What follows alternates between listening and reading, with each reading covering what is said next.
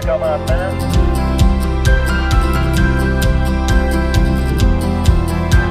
Bonjour, mon nom c'est Richard Forêt. Je suis le président du Club radioamateur de la Nodière incorporé à Joliette.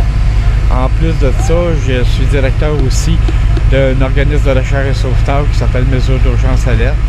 Et puis, j'ai été mandaté cette semaine par Aki pour venir observer la simulation qui a eu lieu ici à Sainte-Sophie.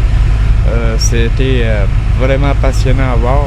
On a vu un club radioamateur qui est tout naissant se lancer dans les télécommunications d'urgence et puis un organisme de recherche et sauvetage ici qui est Québec Médical Sauvetage, et eux autres ils sont beaucoup impliqués dans le sauvetage et la recherche et sauvetage.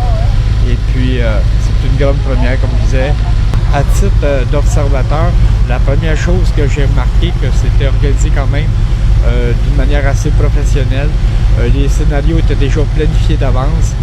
Pour ce qui est des équipes médicales, évidemment, c'est vraiment leur dada, comme on dit, sont vraiment impliqués là-dedans et ils connaissent bien ça.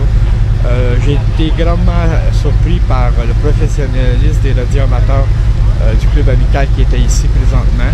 Je pense qu'ils ont fait un très bon travail. En plus, c'était vraiment coordonné, c'était vraiment planifié. On voyait qu'il y avait de la planification là-dedans.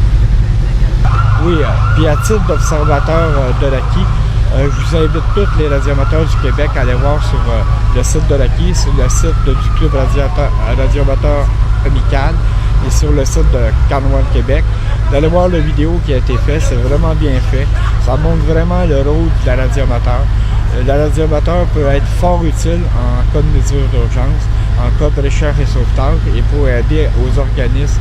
On est vraiment complémentaires. Comme on dit, la télécommunication, c'est le nerf de la guerre et puis ça montre vraiment le rôle que les radioamateurs peuvent avoir.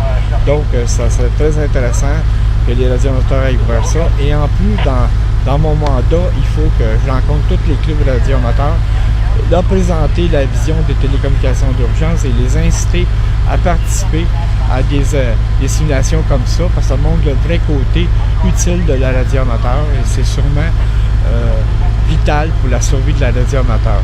De s'impliquer auprès des villes, de s'impliquer auprès des MRC et de s'impliquer aussi auprès des organismes d'urgence qui ont besoin, eux autres, de télécommunications d'urgence.